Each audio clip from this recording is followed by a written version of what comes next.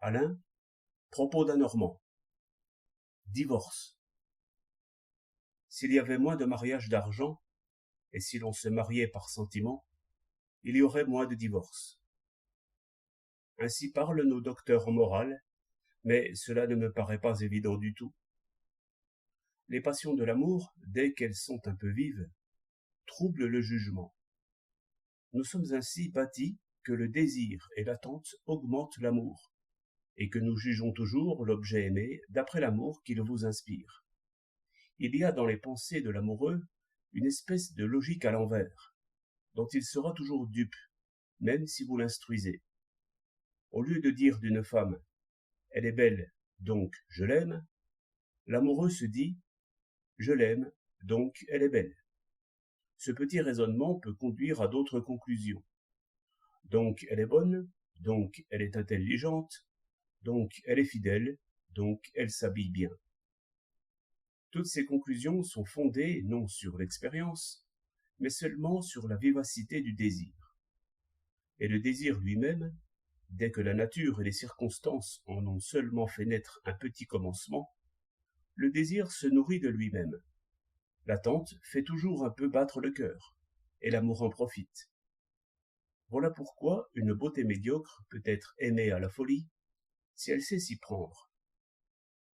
On peut donc dire que la passion nous trompe souvent sur notre bonheur à venir. C'est pourquoi les gens d'expérience, parents et amis, agissent sagement en préparant des relais à l'amour, c'est-à-dire en ménageant aux jeunes couples de solides avantages. Une bonne maison, une carrière facile, de bonnes rentes, choses auxquelles on peut ne pas penser la veille, mais qui sont tout de même bien reçues, à peu près comme le chocolat du matin après la nuit de noces. Car tous nos sentiments se mêlent.